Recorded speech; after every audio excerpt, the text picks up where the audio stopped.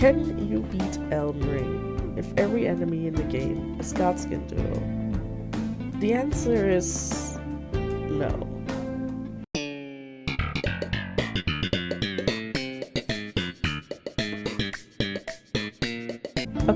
Okay, it's a little more complex than that. It is true that you cannot beat the game in a Godskin duo only run, but that is not because the game would be too difficult or some battle becomes impossible to finish.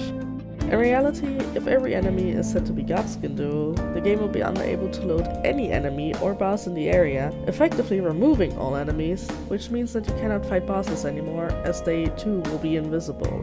I don't know if this is an issue that is only with my computer, or if Godskin duo as every enemy is simply too much for the game to handle. Here's an example of what happens if I set every enemy in the game to Godskin duo.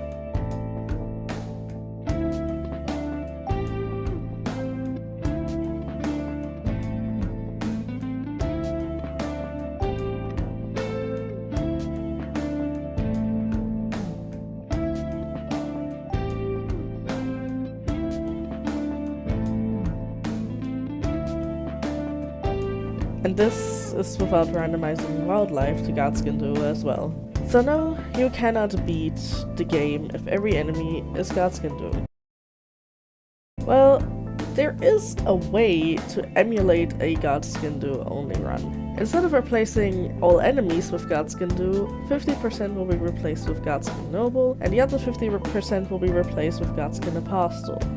Thus, we get something pretty close to everything being Godskin duo. I initially attempted to set it to 55% Apostle, 55% Noble, 10% Duo, but that wasn't working properly either. For some odd reason though, even with both being at 50%, I somehow still found some Godskin duo replacements for what I thought were regular enemies. So the setup is as follows. Enemies are replaced 50% Apostle and 50% Noble. Bosses, minor and major, are replaced by Godskin duo only. Wildlife will be left alone. This is A, because the game would likely stop loading enemies in again if theirs were also set to Apostle Noble, and B, I initially thought I would require sheep and deer for bone farming. I'm allowed to use everything I have at my disposal, including glitches and exploits, but I will try to avoid using things like common de jour until I deem it necessary. I will attempt to beat all remembrance bosses. Anyways, let's get started. First, I create the only character powerful enough to take this challenge on, Squidward Tentacles himself. As a starting gift, I choose the cracked pots. Though not required, having early access to as many pots as possible for crafting sleep pots is good, and I will make searching for the rest in tedious side locations unnecessary. I also choose the Prisoner as my starting class, since it is decently leveled in Dex and Int. I ended up using incantations more than sorceries, but I wanted to be prepared in case I had to resort to common de jour early. Either way, you can pretty much choose whatever you want. I think about taking on the Grafted Godskin duo initially to test my skills, but they quickly cut me off and sent me down the cliff before I even have a chance to act. As I can see the Godskin duo sentinels patrolling the cliff outside the Church of Eli, I decide to ignore them for now and go to Kali instead after grabbing the golden rune in front of the church. Here, I buy possibly the most important item of this run, the crafting kit. Additionally, I also get the cracked pots kale cells, since none of the cookbooks are particularly useful. How do you pronounce Kali's name? Is it Kali or Kale? I don't know. Knowing that the apostles and nobles do not appreciate intruders in their natural territory and will not hesitate to snipe me out of existence with their black flames, I decide to simply sneak past towards Gatefront so I can get Torrent and Melina. Unfortunately, as will become more apparent the longer the run lasts for, Apostle has a pretty large aggro range, so no amount of sneaking past him will save me. As soon as I have Torrent, I make my way to the Fever's Cookbook 1, picking up Bach along the way for some free mushrooms and some Turnus lilies outside the Artist Shack. The Fever's Cookbook 1 will allow me to craft sleep pots, a vital component of the run. I think now's a good time to explain the plan of the run. Apostles and nobles are notoriously weak to ailments, which is frequently used while fighting Godskin duo in their intended arena. As such, I decide my best chance at finishing the run would be to gather as many different types of ailments and methods to apply them as possible, as that should help me defeat the Godskin more easily. Of course their resistances will grow each time I apply them, but due to the fact that they are weak against anything but Deathblight and Madness, alternating between ailments until they die shouldn't be too hard. Sleep is their most notorious weakness, so sleep pots were my first goal. However, However, Trinus lilies are limited, meaning I could not just get the new ones whenever I needed to, so I had to carefully use them, at least for now. My next stop were the Physic, the Green Spool Crystal Tier, the Nomadic Warriors Cookbook 4, which contains the Fated Pots recipe for deadly poison, 10 St. Trinus arrows and 3 Trinus lilies, as well as a smithing stone which I bought from a merchant outside Fort Height, some more gold runes, as well as whatever crafting materials I could find along the way. I also activated the Siofra Riverside of Grace along the way, but I never really go down there. From here on out, I will only be mentioning the most important items I've collected, usually the ones that made a difference during the run or that I think could make a difference if somebody were to re-attempt this run but with a different setup than I did. Next, I went to Mistwood to activate the Blight dialogue with Kale, as well as collecting some more Trinus lilies. You will want to collect the ones here early, as they do respawn once after Radahn has been defeated. After styling on the Wild Apostle I put to sleep, I make my way to Caelid, collecting some gold-tinged excrements on the way. I made a quick stop at the Smoldering Church for more cookbooks, then went to my actual bounty. Before realizing I forgot to bring the Stone Sword key, I needed to open the fog door. After acquiring a Stone Sword key and a dagger, which has quick step, which will be very vital for the rest of the run, I went back to the Forsaken Ruins. Thankfully, you can also just parkour down here instead of having to ride around, and then I opened the fog door, allowing me to pick up the most important sword of the run.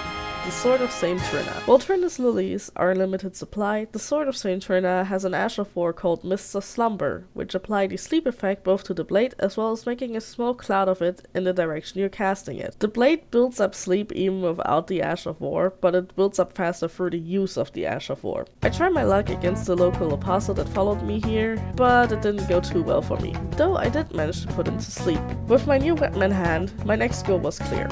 I would now get Bloodhound Fang, because Bloodhound Fang can proc bleeding damage, which will also be very useful. However, I didn't think I'd be good enough to do it alone, so I decided to summon Blight. I avoid NPC summons for mostly the rest of the run, but I figured I would need Blight here because I was still too weak. So I grabbed the gesture from Kale and returned to Mistwood, this time trying not to aggro the local apostle population, and failing. After speaking with Blight, I head to Stormhill to grab a few more items, primarily a golden seed. For some reason, a ball spawned at this grave site, so I decided to fuck around a little and try to make the ball kill the wild apostle and noble population here, who were scavenging for runes. Eventually, I gave up and moved to the War Master's shack. From here, I head to the Forlorn Hound Evergoal to take on the Forlorn Godskin duel with Blight. Unfortunately, despite them being a Limgrave boss, they aren't exactly easy. And also, I suck at the game. Blight is great at drawing aggro, so I can put one of them to sleep and fight the other, but I've completed this game exactly once, and suck at dodging these two in particular because in one set run, I was playing multiplayer and I was a common build. I don't think I need to explain that any further. At some point between attempts, I grabbed the Morning Star from Weeping Peninsula and went to Drangbarrow to murder Greyroll and pick up another golden seed. I wanted to attempt the Greyroll farm glitch, but failed at it, so the one run I had would have to do. After leveling a little, mostly vigor, strength, and dexterity, I returned to Blight's side to attempt again. The attempt was better this time, but far from perfect. I decided to retry a few more times, learning the patterns better and better until I eventually got it. Blight mostly served as a distraction during the beginning of the actual fight and died pretty quickly. Finally, I got my reward, the Bloodhound's Fang. This blade does bleed proc, which will be very helpful in the future. While talking with Blight, he nearly got murdered by some rocks, but we're all good. Next, I unlocked Leonia of the Lakes by taking the side path, then went back to Limgrave, teleporting to outside Fort Height to grab one half of the Deckers medallion. Here, the problems of the run really started. So far, I've been capable of avoiding most Godskin apostles and Godskin nobles because they were decently spread out. However, as anybody who's ever played Elden Ring knows, Fort Height is kinda filled with enemies. So there was simply too many Godskin to just avoid, but I needed the Deckers medallion as I would not be challenging Mikarda's run, because Runestone Recipe would be an even worse choice than Fort Height and Fort Pharaoh. So then I tried to do a strategy that involved quickstep and summoning the lone wolves I got from Rani as a distraction once I've lured the guarding Godskin away. It was at this point I started wondering if this run would really be worth the cloud. I tried again, and again, and again, sometimes getting really close, and even grabbing the cookbook below in between, until I finally had this run, an entire day later.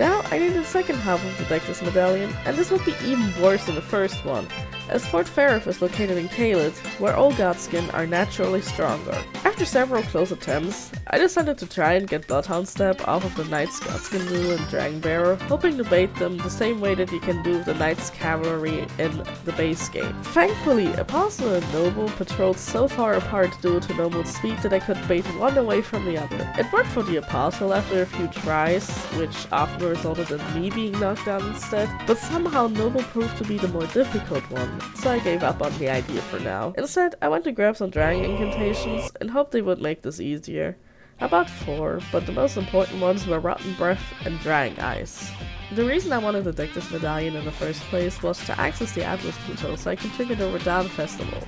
Since Radahn proved to be the easiest Shardbearer to defeat, he has NPC summons as a mechanic of the battle, which I allowed since they're a gimmick for this fight. So I headed back to Fort Ferrith, where I attempted a skip that would let me respawn at the Stake of Marika, but of course, never having attempted a skip before, I failed plenty. Along the way, I discovered something odd, but I decided to come back later to check this. So after finding out the spot I was attempting to glitch at was not viable anymore with this version, I went to find a different spot that actually works. This time, the glitch functions as intended, and I respawned in front of the Star-Scourged Godskin Duel arena. However, I quickly made a concerning realization. The whole point of this was to pick this fight, because I would have NPCs summoned. However, without properly activating Radahn Festival, the 2 summons I was counting on the most were not present. I did not have access to Blight or Alexander, despite progressing their questlines to the point where they should show up. So this way we're back to square one. However, you may remember something I mentioned not long ago. There was something peculiar going on near Fort Ferrith, so I returned there. Upon closer inspection, an enemy I wasn't even aware of was replaced with a Godskin noble. He would repeatedly fall from the tree and walk off the ledge due to his patrolling behavior. Each death nets me 20k runes, so I got the idea to simply ride back and forth between the tree and the side of Grace to farm this one noble. I also noticed that he would get stuck in his walking animation if I got too close, so I decided to always stay at this rock after playing around with this farm for a while. What ensued was about half an hour of farming rune, which were spent leveling enough for Rod and Frost Breath, as well as some dex and strength for my Saint Trina's sword. I decided to use the rest of the money to buy some incantations like Heal, Cure Poison, and Flame Fortification, as well as the Knight Armor set and upgrading my weapons. I also make a stop at Kali's for some cookbooks. I try my luck against the Godskin Duel Sentinels now that I have access to Rot Breath. But their health pool is still massive for some reason, so I run out of juice sooner than later. Next, I make my way to Murkwater Cave to unlock patches. The Godskin living in this cave are far easier to deal with now, thankfully. I purchased various stuff from him, but most importantly the cookbook for gold pickled fowl feet. Then I go to Warmaster's shack to challenge the bell-bearing Godskin Duel, who refuse to spawn until I buy something from Bernal at night for some reason. They dropped the Bone Peddler's bell-bearing, meaning I won't have to farm bones anymore since I can just buy them. Thankfully, they become stuck in a building on their initial spawn, making Rotten Breath an easy choice. After both die, the Apostle respawns, so I simply Rot Breath him and run away. He does respawn the Noble, but Noble just stands around in the house, so I get an easy kill on him once Apostle dies to Scarlet Rot again. With the Bone Peddler's Bellbearing, I have easy access to ailment arrows now, which gives me more options once I run out of FP. My next idea was to grab the Assassin's Crimson Dagger in hopes of getting some heals from crits. However, Death Touch Catacombs proved too difficult to navigate without dying spectacularly or running out of FP, so I decided to shelve that idea for now. Also, I lied. I thought I picked up Alexander since I was in Stormhill before, but apparently not. Instead, I went back to Fort Ferrith and subjected myself to another half an hour of watching this noble walk to his doom, getting a total of 500k souls again that I put mostly into Mind and Faith, with a little Arcane as well. I attempted Fort Ferrith again, failed miserably, attempted Knight's Godskin Duel again, also failed miserably, and decided to say fuck it and go to Jarburg for some extra pots, buying another cookbook along the way. Here's probably a good point to mention that I recommend getting as many types of arrows as you possibly can, even non-status ones. You will need them, trust me. Finally, I grabbed a memory stone from the Rise and Weeping Peninsula, and went to attempt fighting the Erdtree Godskin Duel here for the Opaline Bubble tier. But unfortunately, we see our first instance of what happens when too many Godskin live in the same area.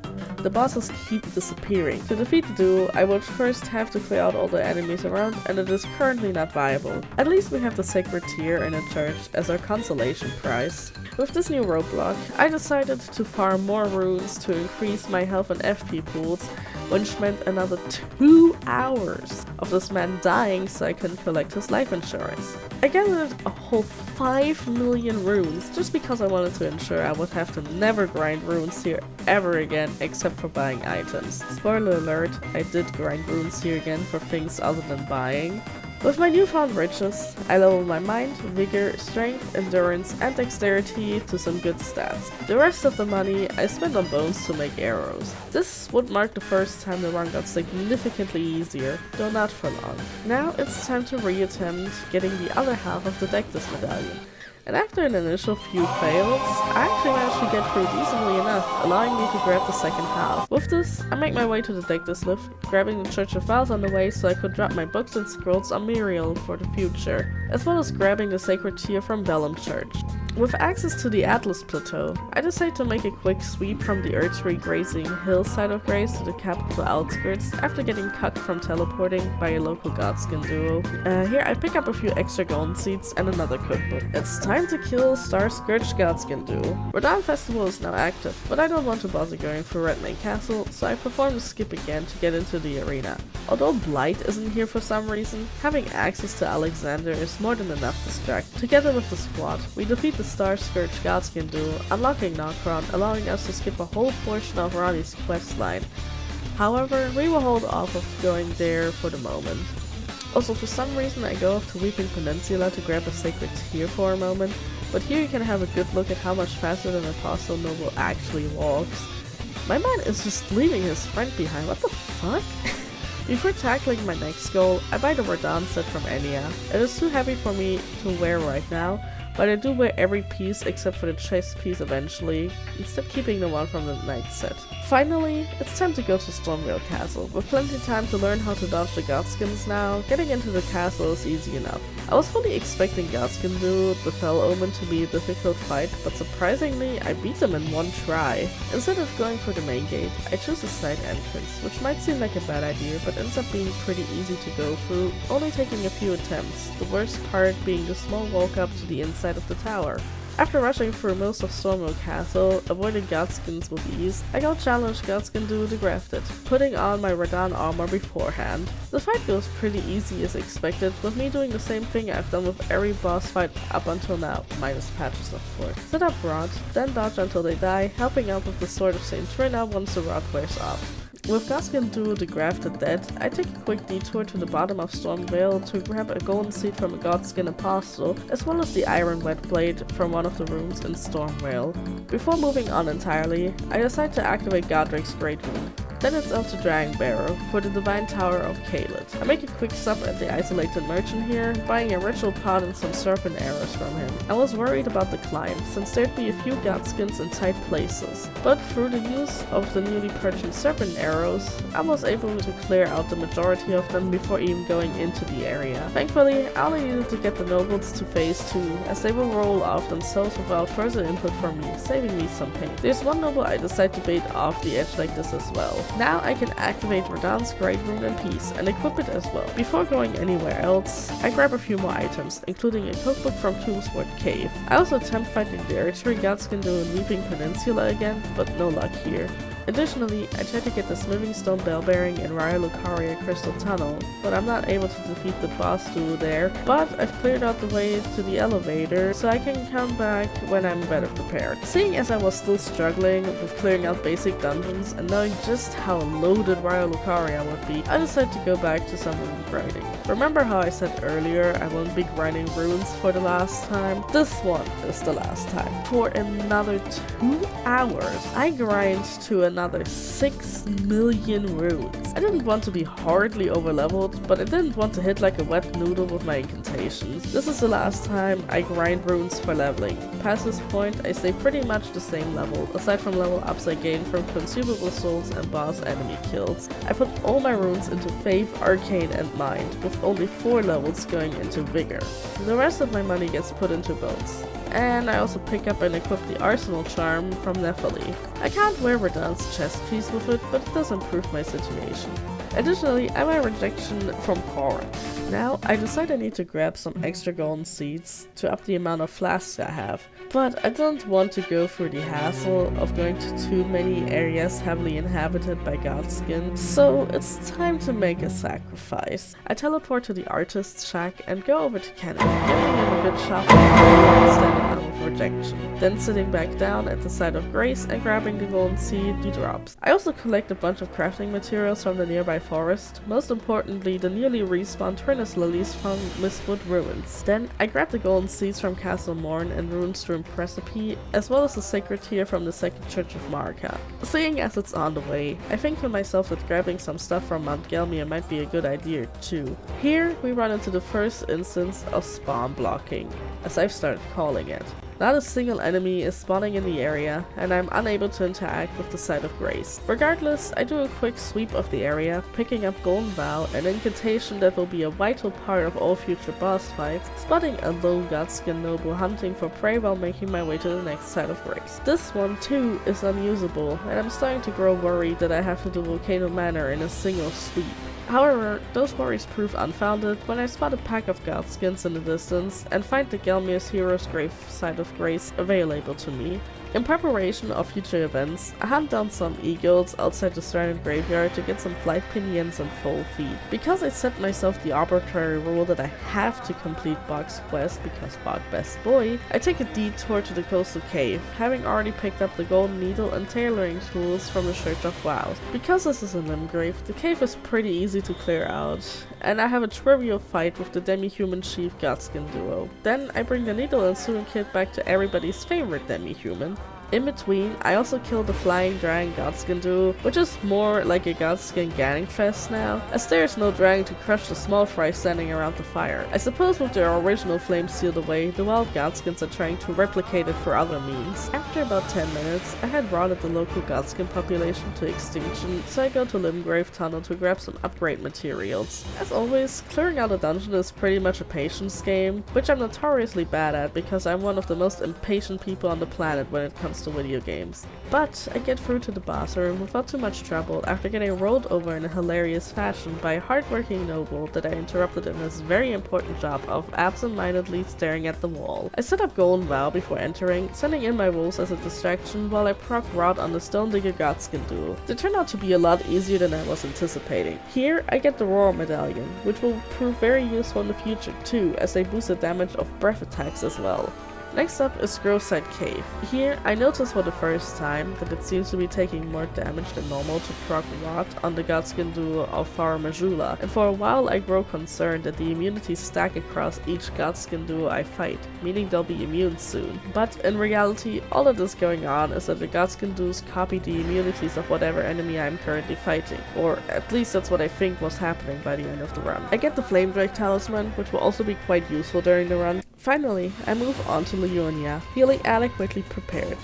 I pick up a cookbook and a ritual pot from Laskiar Ruins, along with a few Trinus lilies. From here, my next goal is Raya, who I hope will be my ticket to Volcano Manor. I get the necklace from Bogart, returning to Raya. I don't do it immediately for some reason, but I highly recommend getting boiled prawn from Bogart as well. My next goal is a mushroom farming spot in a nearby village of Albinarix for the first half of the Halictree Medallion. Despite my initial worries, getting to Albus is no trouble at all, as long as you quit out after revealing him. Or you can also just kill him, you monster. The next stop is the Rose Church for a whole lot of blood roses. Ori is hanging out here as well, but as I'm using Seamless Co-op for this, I will not be doing Wari's questline. However, I will grab the Bloodflame Blade incantation in a nearby scarab. Even if I didn't end up using it, I highly recommend it for anybody who wants to try this run but play more melee focused.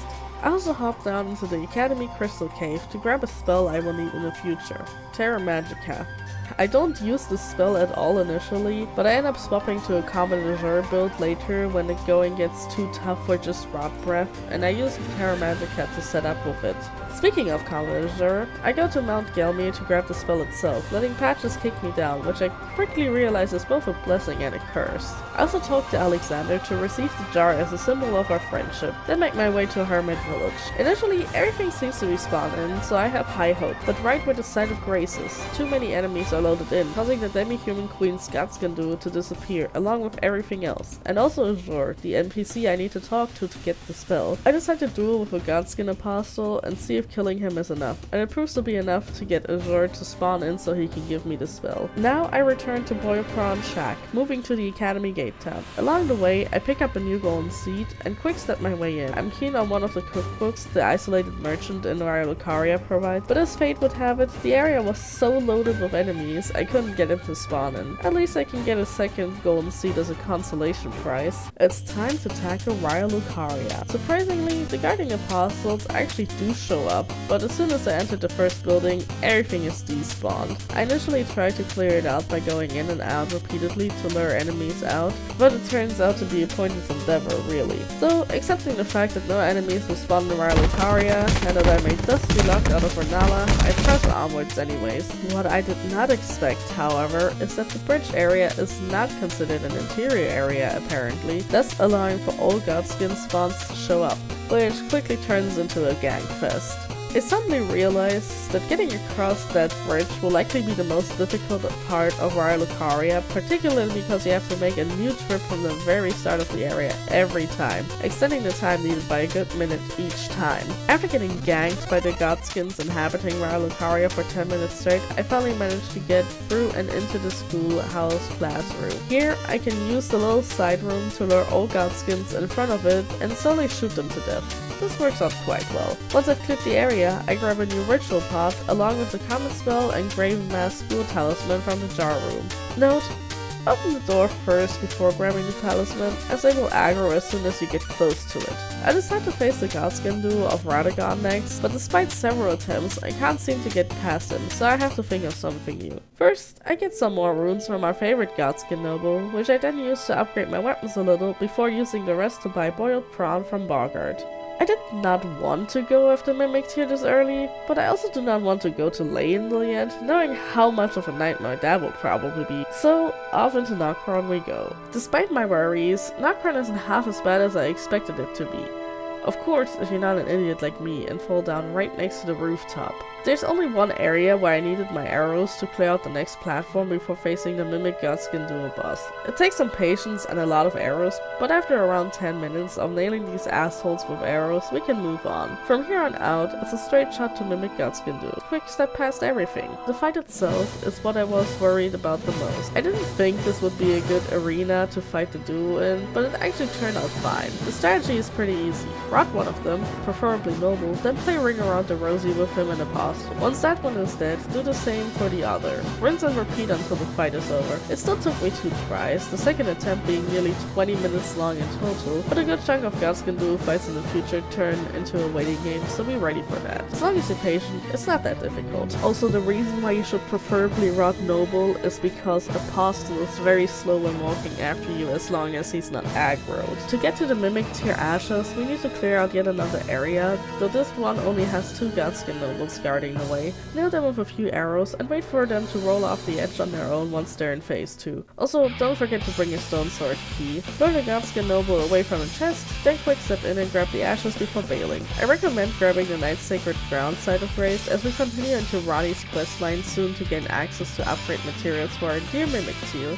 First, we pick up various Ghost Glove wards and seal for Riverweldo. There should be level 1s to 3 found here. In Nokron, specifically Ancestral Woods, you can find levels 4 to 5. Before moving on to Ronnie's questline, we watch Noble walk to his doom a few more times so we can upgrade Mimic Tier to +5 already. I was mostly afraid of fighting Royal Knight Godskin duo in Carrion Manor, so I tried to perform a zip glitch to skip the whole manor after grabbing the Uchi Katana from Death Touch Catacomb, grabbing the Assassin's Crimson Dagger along the way as well. However, I couldn't get it to work, which didn't surprise me much as I've been told it's a very difficult and precise glitch. Impatience won me over, and I decided to go fight the Royal Knight Godskin duo instead. Frankly, the walk up to them was worse than the actual fight itself. The bridge part before the elevator is an absolute nightmare, even with quick step. I didn't think to do so, but I highly recommend getting Bloodhound Step before going here. After a good while of failed attempts, I finally managed to get across, grabbing the Golden Seed while quickly making my way into the Royal Knight Godskin duo arena. This is the first time I'm actually using Mimic Tier in a proper fight, and I was itching to know if my investment would pay off. And unsurprisingly, it did. Mimic Tier was a great perfect distraction and help, allowing me to focus on one Godskin at a time. It only took a single attempt to bring the Roaring Knights down, something that would certainly cost me multiple attempts otherwise. Now, with access to Ranni's Rise and thus her questline, we could get easy access to the remaining Ghost Glove wards needed to upgrade Mimic Tier to +10. Celevis also has a few spells that may be useful in the run. I never used them, but I do think they may be viable due to Frost proc, but you can nab them from his Bell Bearing once you progress Ranni's questline far enough. First, we need to grab the Fingerslayer Blade from Knight's Sacred Ground, which conveniently drops with a Great Ghost Glove ward, an item that would have been quite difficult to find otherwise. Now, we give the blade to Ranni, which causes her to give us the Carrion Inverted Statue. With this, we can go to the Carrion Study Hall and invert the area. If you have not stocked up on as many arrows as you possibly can up until this point, now's your time to stock up. You will need them. You should be able to kill the first set of Godskins easily with Rotten Breath, but after they die, you should resort to arrows. With the bow you can pretty much cheese Perceptor Miriam and the local Godskin. If you stand in the entryway, you should be able to avoid attacks, as they will only hit the ledge. There isn't a massive amounts of Godskins in the study hall, but having to deal with all of them by arrow or risking to run out of cerulean tears you might need in the future is quite annoying. I spent nearly 30 minutes here slowly killing all of them. Thankfully, you can just run past the noble that appeared on the bridge and ignore him, instead going right up to the Divine Tower and taking the Curse Mark of Death, which we'll need later. Now that that is done, we can return to Ranni's Rise and grab Celevis's Bell Bearing along the way, as well as Ranni's Set and Renna's Rise. Here we can take the teleporter to skip to Ancient River Main, skipping over the Valiant Gargoyles fight for the moment. However, upon arriving and picking up the Ranni though, I quickly discover an issue. The enemies are not spawning, and I cannot sit at the side of Grace. Without resting here, I cannot speak with Ranni. After a few desperate attempts of various things, like lowering the quality of the game, or clearing out some of the enemies that did spawn, I decided to simply load up a different Elden Ring randomizer setup, rest at the side of Grace on that version of the game, talk with Ranni, exit the game, and load the Godskin version back up. Since I didn't do anything on that side of the save, I think it's fair game. Next, we make our way to Noxella, where we can thankfully interact with the side of Grace. Don't forget to grab the +6 Ghost Glove ward on the way. Further into Noxella, you can find +7, +8, and +9 Ghost Glove wards. With all of these, you can now upgrade your Mimic Tier to +10. Before upgrading, however, I decided to first make my way through the Gangfest that is the original Silver Tier area, barely surviving. At the bottom, past some Godskins that live in a hive mind, we find Ranni's Baleful Shadow, another apostle. We kill the thing and move on to the Lake of Rod, grabbing the side of Grace there. Before we can deal with Asil, however, it's time to upgrade Mimic Tier and tie up a few loose ends. Once Mimic Tier is upgraded to +10, we visit Bari at the Rose Church real quick to gather a bunch of blood roses. Once all are collected, I let myself be killed by the nobles inhabiting the church and spawning at the Stake of Marika. Then I rinse and repeat. Bari is probably thinking, what the fuck is wrong with that man? The amount of times he's seen me get murdered only to revive at the stake. Next, we go back to Raya Lucaria and take on the Godskin duo of Radagon again. Unlocking respecking will be very important later, so I figure now's a good time to do it, especially since I can grab the Dark Moon Ring here as well to get the Dark Moon Greatsword later. This time, Godskin duo of Radagon goes much easier than before. Mimic Tier's an absolute beast, so it only takes one new attempt to finish them off. Raya Lucaria doesn't have that much good stuff to offer since I already have what I might need, so I decided to just move up to where Moongrum is chilling and run and beat him to death before making my way to Renala. This is the first two-phase fight where I will be forced to fight two separate Godskin duos. I decided to equip sleep pots as well. Remember what I said in the beginning of the run? At that point, we didn't have an infinite source of sleep pots, but now we do. Mimic Tier copies everything I have equipped, including pots. And when Mimic Tier uses a sleep pod, it does not use mine, so I can essentially let Mimic Tier do the hard work of sleep pods. Alas, Mimic Tier's AI can be a little funky at times, and it might not use sleep pods at all during combat, so it's not a guarantee. But throughout the run, Mimic Tier has used the sleep pods more often than not while fighting bosses. Anyways, on to Godskin Duo, Queen of the Full Moon. Like almost all fights from now on, I start by summoning Mimic Tier and using Rod Breath of Mimic Tier to proc Scarlet Rod. During these early fights, I don't take a lot of damage, so I often switch to the Sword of Saint Trina for some extra damage. Also, it's at this point I finally remember the hitbox for the dying Godskin is still present for a few seconds, so I can get some extra damage in while one is dying. Phase 1 is done in no time. Now it's on to Phase 2. I was worried Mimic Tier might despawn, but it's all good. Here, Mimic Tier shows its smarts. Once rot is procced on both, it switches to drying ice to apply frostbite in addition to rot. Unfortunately, Mimic Tear isn't exactly the best at dodging, and sometimes struggles even when given healing spells, so most fights you're on a soft time limit. During these initial fights it's not too bad, but once bosses start dealing more damage, Mimic Tear will go down pretty quick unless you draw aggro as well. Anyways, with Renala unlocked for later respecking and the Dark Moon Ring in hand, I decided to quickly make my way through the Lake of Rot. Most Godskin here take Scarlet Rot proc damage, aside from the ones replacing enemies that are immune by default. To avoid dying, since I had basically no preserving boluses, I decided to just run for it and hope my healing lasts long enough.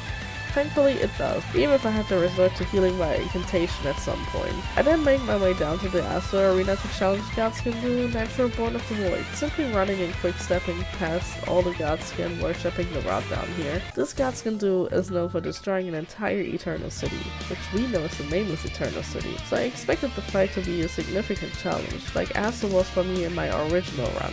Alas, however, a plus 10 Mimic Tear makes the fight pretty trivial, especially since the arena is so large that Godskin duo doesn't aggro until you get into their range. Since I have the Dark Moon Ring, I can proceed straight to the Moonlit Altar for the Dark Moon Greatsword.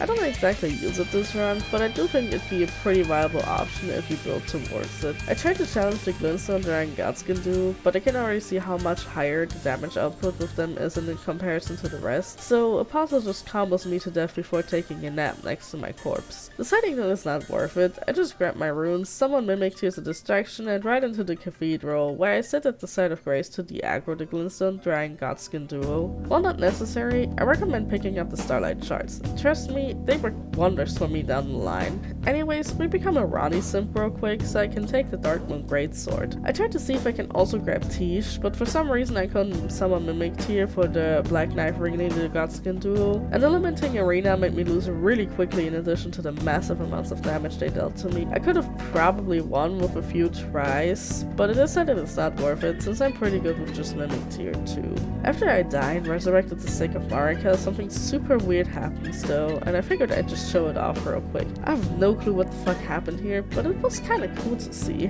Once I've escaped the limbo, I travel to Capital Outskirts and go to challenge the Draconic Godskin duo so I may enter Leyndell, Godskin Capital. As one might expect, Mimic Tear makes this battle pretty trivial once again. Set up, proc rot, proc frostbite, maybe even put them to sleep. Done. While we're here, I figure I can talk a little about Godskin duo's AI and immunities in this run, since we're about halfway through and I think the things I've noticed during the run are pretty cool. Though I can't prove it's exactly how I perceived it during the run since I don't have the source files. Also, I've never looked up info at them, so if I'm just repeating the known here, I apologize and bear with me. Anyways, I'm pretty certain Godskin duo is actually just the Godskin Apostle from Windmill Village and Godskin Noble from Volcano Manor, ducted together for two unique skills, which are to re-summon and wake one another up if only one is asleep. I've never even seen that they are able to wake the other up when only one falls asleep before this run, so that's pretty cool. However, I don't think these bosses were edited to truly work together beyond the two new skills. Don't get me wrong, I love Godskin duo the way it is, mostly because I love suffering, but I truly think that they were just sort of slapped together because of various reasons, including their different aggro and follow ranges. Godskin Noble follows for a short distance, which is a little bigger than the arena in Volcano Manor, but not as big as the bridge between the Carrion Study Hall and the Vine Tower of Leonia. Meanwhile, Apostle will stalk you for a very long time before resetting, which fits considering he followed me for nearly the entire Windmill Village on my initial playthrough. Additionally, Godskin Noble rarely uses this walkback animation when you get out of range, instead simply fading out of existence and reappearing in his initial spawn location. In contrast, Apostle only did this once throughout the run, during the final fight of the game. He almost always walks back slowly, unless you're really far away. They aren't really balanced out to work together like Ornstein and Snow are. Sort of. As said, I have no proof for it, but I kinda feel like Godskin duo was placed where they are last minute, considering these quirks I've mentioned before. I don't know what else could have been in that arena instead though. Maybe they just didn't have enough time to iron out the jankiness of Godskin duo before the game was released, or maybe there was going to be an entirely different boss there. Or maybe Godskin Duo was just intended to be like this, who knows. They definitely do feel like they were glued together last second, as I've noticed more and more throughout the run. Another interesting fact is that despite the immunities of who they are replacing transferring over to them, using sleep does not only stagger them like it does most bosses. Even if a boss has a very high immunity to sleep, once it's proc they will have the whole animation play, even if the sleep effect only lasts for a single second. This often makes it seem like they're asleep for a much longer time than they should be, considering the boss they replace. So yeah, thanks for coming to my TED Talk on Godskin Duo. By now Draconic Godskin Duo is dead, so we can get into Leyndell now. I realize that I don't have the item to get the good ending of Bog's questline, so I skip out on talking to him for a bit. Instead, I try to delay in the skip, but I suck at precise jumping like this, or maybe it was patched out, but I failed miserably several times until I decided screw it and to just play the area normally. It's not easy to traverse, but by getting onto the roofs and timing my rolls right, I managed to get to the avenue balcony side of Grace, from which I make my way up to the dead dragon. Also, I grabbed my talisman pouch from Enya in between, which I completely forgot to grab. From here, I first go grab the Blessed Duo talisman for passive healing, then I go challenge Godskin Duo first Elden Lord. Despite initial troubles, Mimic Tear and I make it through just fine, mainly since I've learned how to dodge most of Noble's attacks by now, although that doesn't mean I no longer suck at the game. Right after, I kill Godskin Duo, the Omen King as well, unfortunately skipping out on Melina since I didn't want to use more NPC summons after Star Scourge Godskin Duo. Mimic Tear and I thankfully make quick work of them even without Melina. I decided to have a chat with Crunchy Morgoth before checking out the tree, being blocked by thorns once again. So it's time to light the tree on fire. But before we go into the late game areas, it's time for a rematch with Knight's Godskin Duo for Bloodhound Step. I can't summon Mimic Tear for the fight, but that's not necessary. First, I lure Apostle away from the controlling Noble, making this a one-on-one initially. I do the usual sauce, sleep, rot, repeat with him until he's dead. Then go for Noble. Noble soon resummons Apostle, so I lure Apostle away again after Rotting Noble, who should take enough damage to go phase 2. I won't run Apostle again, killing him. I run out of FP, so I use a Starlight Shard to refill my FP before going back to a still damaged Noble, who immediately goes phase 2, which gives me an opportunity to put him to sleep. Once asleep, I proc Rot again, and wait for him to die. You can also proc Rot from afar. When he's rolling, he can get stuck on the side of the bridge, and then one of them will respawn. It's a puzzle for me, so I aggro him enough to respawn Noble, who I quickly lure away and deal with separately. Once Noble is dead, both should die. They will take around 2 respawns each before going down, giving me Bloodhound Step. Next, I challenge various Tibia Mariners and other Godskin Duos that have Deathroot. I specifically fight the ones in Summerwater Village, south of the Artist Track in Neonia and Black Knight Catacombs, but you can also challenge the ones in Windham Ruins, which doesn't require finishing a dungeon. I need 3 in total, which I will be giving to Goron/Malekith to get the Bestial Vitality invitation, a vital part of the run in the future. Thankfully, with Mimic Tear in tow, none of them proved too difficult. I initially considered doing the entire Deathroot quest for a free Ancient Drying Smithing Stone, but I was unable to get the Deathroot from Mount Gelmir's Hero's Grave, so that didn't work out unfortunately. Along the way, I purchased Blessing Spoon from Ariel, which also becomes important in the future. Unlike Bestial Vitality, which I can only cast on myself, Blessing Spoon also affects Mimic Tear if in range. Additionally, I also grabbed the Your Beautiful Prattling page for Bog's quest. Now I make my way to Volcano Manor. I tried to get in via Raya and Tanith at first, but as with the majority of Gelmir, nothing would spawn, so I was forced to enter via the Abductor Virgin. Thankfully, the mod makes it so that you simply have to die at the bottom of the pit in Raya Lucaria if the Abductor Virgin is replaced. Or well, I assume it's the mod. Of course, once inside Volcano Manor, it's an instant gang fest when you go down. This is where you should have already put Bloodhound Step on one of your weapons, unlike me, who still had only Quick Step on my dagger like an idiot. However, even if you forgot, with a little parkour it's still very manageable. Godskin Duo Volcano Manor is up next. The arena is much smaller, but the fight isn't that much more difficult than the other Godskin Duo fights, as long as Mimic Tear does its part correctly. which is not dying until after the first respawn cycle. Luckily for me, Apostle respawned instead of Noble, letting me get a quick and easy kill. Unfortunately, the majority of Volcano Manor is basically one huge gank fest, so be ready for some very frustrating journeys. I somehow once again forgot to put Bloodhound Step on my weapon, so that made this trip even more horrible than it already was. After about 10 minutes of getting repeatedly stabbed, I finally make it to Reichardt's side of grace. Before going into the fight, I anticipated a very large health pool, so I equipped Mimic Tear with as many throwing items as I could, hoping they would help in the long run. The fight is not as bad as it seems at first, thankfully, though we have more than 2 cycles on the Godskin duo devouring Serpent. After that, Godskin duo Lords of Blasphemy decide to show their faces, and unexpectedly, Mimics get despawned for some fucking reason, so I thought this run of the fight was done for. However, I somehow managed to pull through with a lot of status effects and running away. Afterwards, I also killed Tanner her Knight, who is now a Godskin noble, for lols as well. With Volcano Manor finished, I go back to Bog to tell him he's beautiful, because as said, Bog best boy. With my little friend now happy, it's time for one last massive detour before moving on. Unfortunately, I lost some footage here due to the lack of space, but I take on the also rated Godskin duo underneath Volcano Manor for the Cerulean Hidden Tier, a vital part of the run in the future. The strategy is pretty easy, as you can lure Apostle behind the tree, away from all the other enemies in the area. I recommend going there and doing a quit out, then attacking the boss duo from afar and luring Apostle behind the tree. Noble should reset, but can be procced as well. Also grab some Perfumer's bottles in the cookbook from Perfumer's Ruins, which is useful, but I didn't end up using them much. I also challenged the Crystallian Godskin duo in Atlas Tunnel for the Somberstone Bellbearing too, but I don't really end up needing it much. Additionally, I grabbed the Nomadic Cookbook 19 from Woodfolk Ruins. This one contains the recipe for warming stones, which you can also give to your Mimic Tier to make it slightly more useful.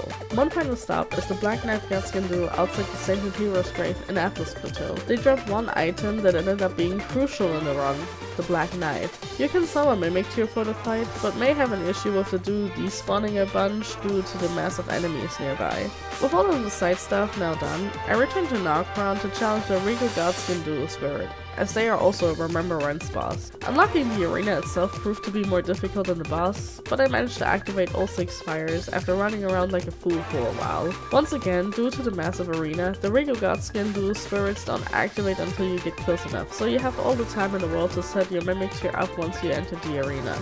Also, a tip as the battles grow more difficult.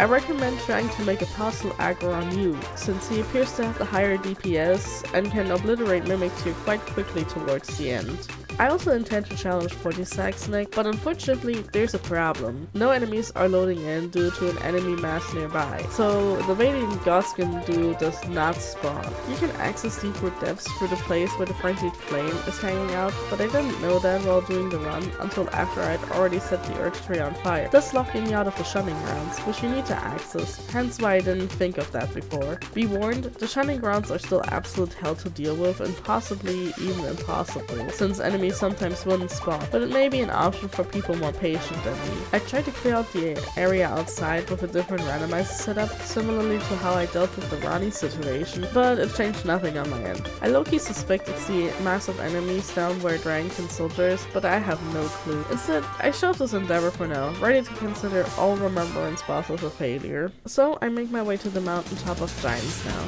The journey is as expected, filled with Godskins who want nothing more than my head on a silver platter. I recommend getting the Flamedrake Talisman +1 before going down to the next site of grace and skipping out on the Fell Godskin duo, because Morgoth's Ruin is really not worth it. I wish it was worth more. The trip to the Grand Cliff is pretty standard, nothing to note here. Instead of going to Fire Giant, I decide to grab the second half of the Halictree Medallion first, rushing for Castle Soul and avoiding Godskin on the way.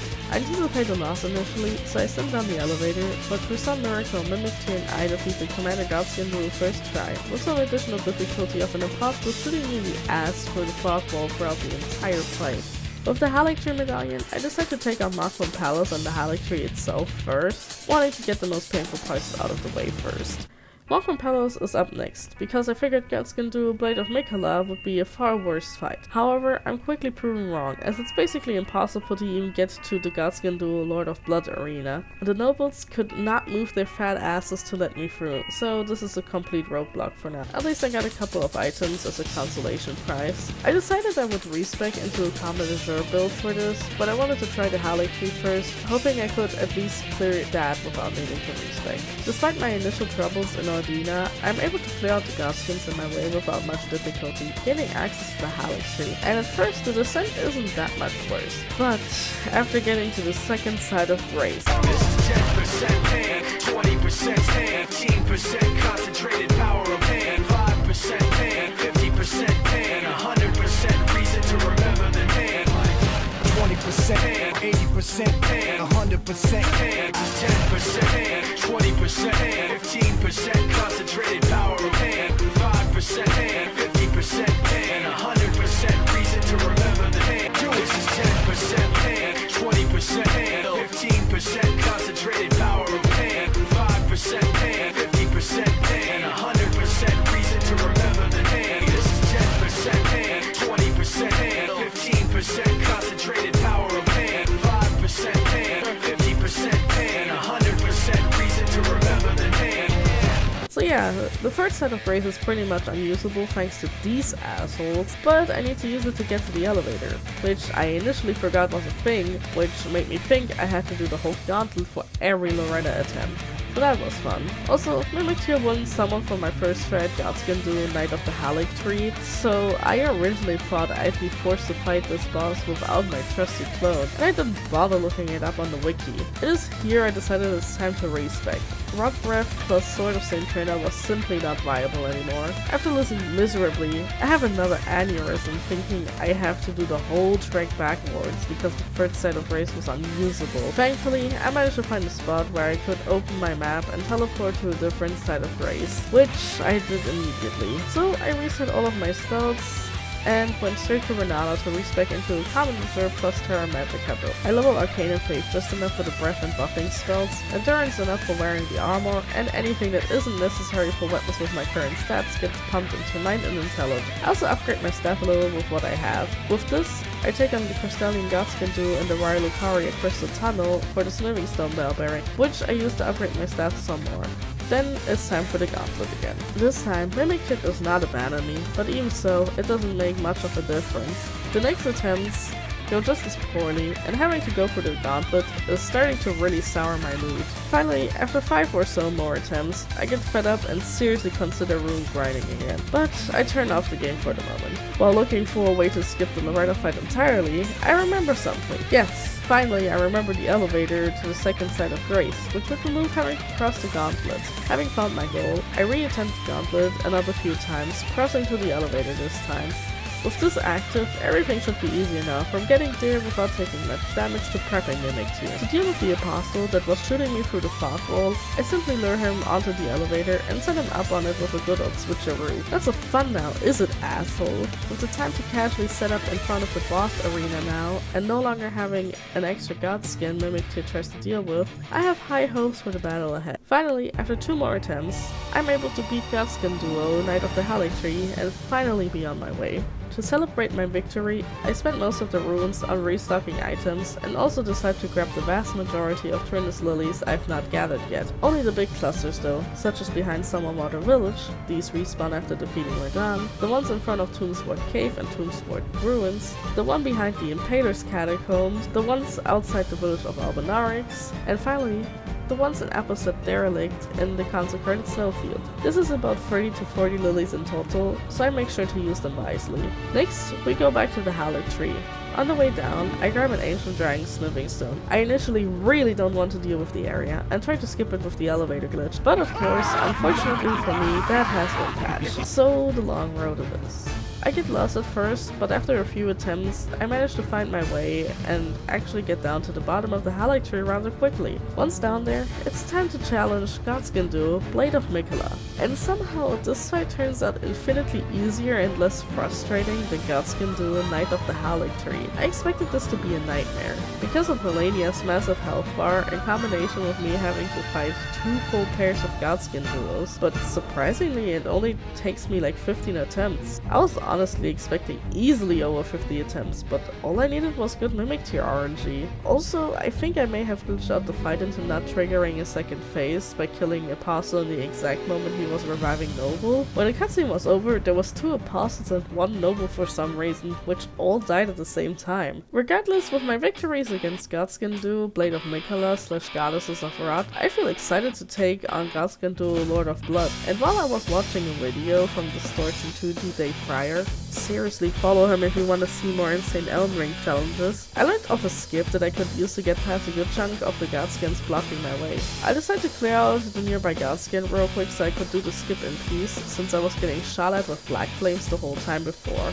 With the skip, I'm able to get into the cave section fairly smoothly, from where I encounter no further problems. With that, it's time for Godskin duo Lord of Blood, who I kill in a single attempt with Mimic Tier. I didn't test it out, but I'm curious if the shackles would work on Godskin duo too, since they replace Mog here. I assume not because they don't have an animation for it, but who knows, they might stagger from it, I don't know. After clamoring the Lords of Blood, and thus ending the Godskin Blood subcult, it's already time for Fire Godskin duo, the bosses I was dreading due to a massive health bar. The way there is very standard. Okina kinda glitches out, but whatever. Thankfully, the Fire Giant arena is so fucking massive that it's extremely easy to make the Godskins reset, which is exactly what I do once Mimic Tier dies. I hope you brought Eris for this fight, because once Mimic Tier is dead, the strategy is to stand far away and nail Godskin Apostle with Eris over and over again. This is another of those patience fights that takes about half an hour, but aside from having to have patience, this fight is super easy as long as you've learned the Godskin moveset by now. Now, it's sadly time to say bye to Melana so she can light the tree on fire. Rip girl, you will be missed. Crumbling Farm Azula is a nightmare to traverse, with the floating platforms and getting sniped out of the air constantly. This part before Godskin duo the original, in particular, took me over 20 minutes. I would argue this is worse than the gauntlet before Loretta. As one would expect, Godskin duo is pretty straightforward, considering I've been fighting them all game. It's the same as before. Jump into the arena, set up, summon Mimic Tier, blast them to death with Common Azure and Terra Magica, and this time, thankfully, they stay asleep for a good long time. Once that is done, we have a duel with Alexander so we can get his charge from him. I've been giving Mimic Tier the Black Knife for melee damage and the Ash of War, as well as using it myself sometimes. Alexander's shard boosts skills, so this should help Mimic Tier and us in the long run. Rip Jarboy, you were very loved. Before we go fight Godskin duo the Black Blade, we also pick up the Dragon Crest Shield Talisman +2, which should be useful for negating physical damage. The path to the next set of race kinda sucks, but it's not impossible to get there. The next boss is like Loretta, but not because of the gauntlet, but the fight. Godskin duo Beast Clergyman / Godskin duo the Black Blade is a fight that sucks, frankly, and I don't know if Mimic Tier was just having bad RNG on purpose or if I'm just dumb, or maybe a little bit of both. Alas, the first attempt went really well and was nearly half an hour in the making, but then I got cocky and it cost me everything. I could have had it if I just didn't get impatient. After this first attempt, Mimic Tier sort of just decided to take a vacation for carrying this run up until now, I guess. The next 10 or so attempts are absolute blunders, with Mimic Tier often doing completely useless things such as using its fists when it has a perfectly good knife, or just getting knocked off the edge immediately because it refuses to dodge away from a Apostle when cornered next to a drop. After another half an hour of attempts, I finally managed to beat Godskin duo the Black Blade, a battle that nearly drove me insane. Next up is an easy one, Godskin duo the All-Knowing. You'd think this one would suck because they have Gideon's magic defense, but well, Common Azure go brrr, it's just unbeatable. Also lots of pillars for Noble to get stuck on, so that's not a problem. This fight is luckily a first try fight, mostly thanks to Noble deciding to get stuck on a pillar like an idiot, allowing me to kill him easily. Then I challenged Godskin duo First Elden Lord, the true ones. The fight goes surprisingly poorly. I feel like Godfrey had less magic defense, but alas, I appear to be mistaken. After a couple of failed attempts, even though I managed to get to the Godskin Duo Warrior phase, I decided to take a break from the boss gauntlet to prepare myself better for these last 5 fights. And then I forget to hit record the next day when I go off to grab the smithing stone bell bearings like an idiot. Basically, the only thing I did was grab all the smithing stone bell bearings, plus some of the somber stone ones, and use them to upgrade my weapons a ton. Oh, and also I grabbed the magic shrouding cracked tier, that's also an important part. After upgrading, it only takes me 2 attempts to defeat Godskin Duo, the first Elden Lords. The arena is big enough to allow setup without disturbances like the last few have been, so that's good. After that, it's the same good old sauce as always. Terra Magica, Cerulean Hidden Tier, Common Dessert, and also Magic Shrouding Crack tier this time as an addition. However, before we can go fight Godskin Duo of the Golden Order and Elden Godskin Duo, we still have 2 loose ends to tie up. First, we have to kill the Dragon Lord Godskin Duo and Crumbling Farm Majula, as they too are a remembrance boss. I never actually fought Placidusax in my original run, I just kinda forgot about him towards the end. Thankfully this arena is very large, so I can peacefully set up Mimic Tier myself. From there, it's the same as it always is for Common Dessert. Terra Magica, Cerulean Hidden Tier, and then let it go. So since I already set the tree on fire, I can't access Fortisax, the only other missing Remembrance boss other than Elden Beast, through the secret path for the Frenzied Flame anymore. And because of the whole spawn blocking problem, I decided to give myself the same leniency I gave myself for Rani's quest. So I decided to fight Wailing Gargoyles the regular way, albeit with some issues and a constant pop-up due to version differences that serves as a handicap. Just know, theoretically, it should still be possible to get to 40 sacks even without this, since there's a second entrance to Deepwood Depths. So, after killing the gargoyles, I switched back to the Godskin version and traversed the Godskin infested Deepwood Depths, leading me to Fia's Godskin Duo. Apparently she hired some as protection, I don't know. After killing those, we talk to this lady a bunch and give her the cursed mark of death so she falls asleep and we can go kill the Lick Dragon Godskin Duo. As always, Mimic Tier makes everything trivial, especially with fully upgraded gear. So after blasting the pair a few times, we get the final remembrance we need. With nothing else left to do in this world, we take on our final challenge, Godskin Duo of the Golden Order and Elden Godskin Duo. These 2 bosses are the only things standing in our way to answer the question, can you beat Elden Ring if every enemy is Godskin, with a resounding yes. After getting flashbanged, we see Marika morph into the Godskin Duo of the Golden Order. Despite my initial worries that this would easily be multiple attempts, after killing Godskin Noble of the Golden Order, only his twin is left, and together with Mimic Tier, he is quickly dealt with. Noble returns to avenge his twin, but it's too late. Mimic Tier and I are unstoppable, no matter how many times they revive. And then I wake up face to face with the Elden Godskin Duo. No Mimic Tier here to save me. This is the true test of my skills. Have I learned enough along this journey to be able to defeat the ultimate Godskin Duo? Or will I fail miserably and show that the only reason I got so far was because Mimic Tier was always here to assist me, and I'm actually just a fraud who pretends to be better at the game than they actually are? It doesn't take long for me to run out of FP, and at this point I'm convinced I'm doomed and will be forced to lose and make a new attempt. I have one more trick up my sleeve. Remember how often I've talked about how these 2 are not designed for large arenas and will reset if I get too far away? This time, we're going to abuse it to the fullest. Apostle is harder to get with this trick, but Noble should prove fairly easy with it. So, we get out our bow one last time, and we begin luring Noble away by pelting him with arrows, saving our cerulean tears for passive heals. Making sure to keep our distance, and using what we learned from dodging Godskin Noble during his roll phase, we begin to slowly kill Godskin Noble with arrows, whether ailment or not. Once Noble goes down, we attack Apostle to trigger him into reviving Noble, then run far enough away for him to reset too. After a long 20 minutes of battle, we end it with one final shot. And so, the journey comes to a close, and I summon Rani to rid this universe of the Godskin that have befallen it. And we usher in a new age, free of the terror of the Godskins. This answers the question. Yes, you can beat Elden Ring, including every remembrance boss, if everything is Godskin. And next time...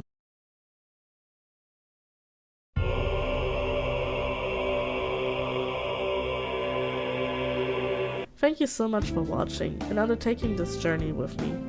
I don't really do these videos a lot, but I was inspired by the many cool Elden Ring challenges I saw all over YouTube and wanted to do one myself. I want to specifically shout out Bashi, Lil Aggie, Distortion 2 and Wimfi here, who were the main inspiration for me to undertake this insane journey. Please check them out, they're all very entertaining. I didn't think I'd ever finish this run, let alone finish the script or edit the footage into a video, but here we are. I've also been working on one for a full Pacifist Oblivion plus DLCs run, which I've re-attempted 4 times, but that's sort of on a hiatus/limbo at the moment because I couldn't find the motivation to finish it. But if enough people want to see it, I may pick it back up. It'll probably be a while before I release another video like this. This run itself took 42 hours in total, not counting the time I took for editing. Thank you all so much. I love you all.